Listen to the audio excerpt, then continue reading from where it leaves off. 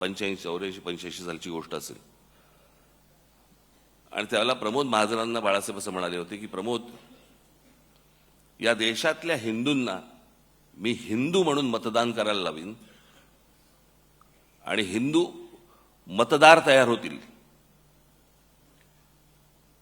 प्रमोद महाजन बोलले, बाळासाहेब शक्य नाही हे या देशामध्ये. ते बोलले, तू बाळासाहेब मला ओळखत नाहीस.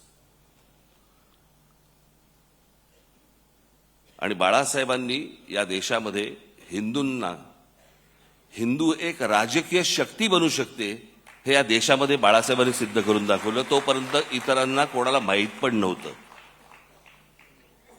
कल्पना देखील नव्हती, भारतीय जनता पक्षाला देखील नाही.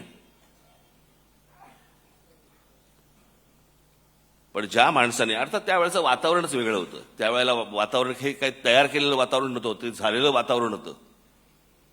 आणि त्या वातावरणामध्ये त्या बाळासाहेबांनी ज्यावेळेला तो विचार ज्यावेळेला या देशामध्ये फुंकला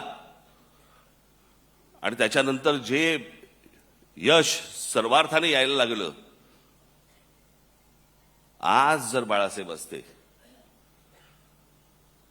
आणि तो जो हिंदुत्वाचा आज जो काही इतर सगळ्या ठिकाणी जो काही बाजार मांडून ठेवलेला आहे तो पाहिला असता निश्चित व्यथित झाले असते की अरे मी काय बोलून गेलो, मी काय सांगत होतो, मी तुम्हाला काय म्हणत होतो आणि हे आता कुठच्या परिस्थितीमध्ये तुम्ही आणलं.